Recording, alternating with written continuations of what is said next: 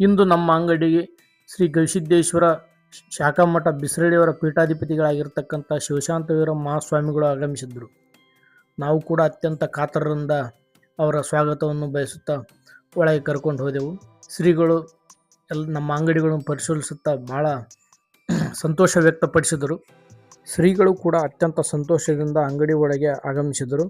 ಆನಂತರ ಅವರನ್ನು ನಾವು ಗೌರವದಿಂದ ನಮಸ್ಕರಿಸುತ್ತಾ ದೈನಂದಿನ ವ್ಯವಹಾರದ ಚಟುವಟಿಕೆಗಳನ್ನು ವಿವರಿಸಿದೆವು. ಬಿಸರಳ್ಳಿಯ ಶ್ರೀ ಗವಿಸಿದ್ದೇಶ್ವರನ ಕುರಿತು ಒಂದು ಸ್ವಕವನವನ್ನು ರಚಿಸಿದ್ದೆನು.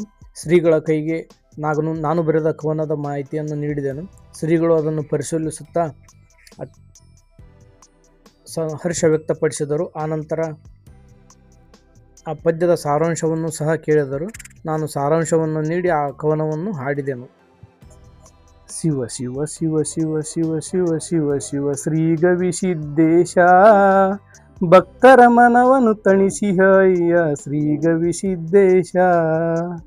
ಅನ್ನ ಅಕ್ಷರ ಭಕ್ತರ ಸೇವೆಗೆ ಸದಾ ನಿರತವಯ್ಯ, ನಮ್ಮನೆ ಮನೆಯ ಜ್ಯೋತಿಯು ನೀವು ಶ್ರೀ ಗವಿಸಿದ್ದೇಶ. ಶಿವ ಶಿವ ಶಿವ ಶಿವ ಶಿವ ಶಿವ ಶಿವ ಶಿವ ಶ್ರೀ ಗವಿಸಿದ್ದೇಶ.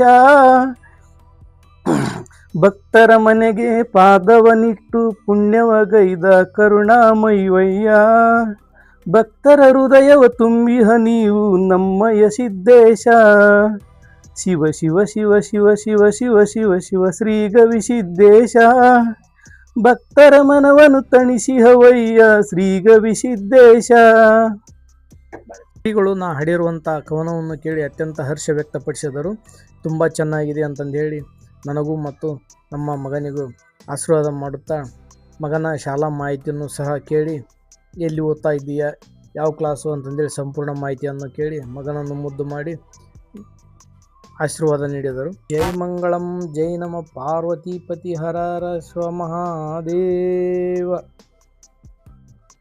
ಶ್ರೀ ಗವಿಸಿದ್ದೇಶ್ವರ महाराज की जय, श्री शिवशांतवीर महाराज की जय.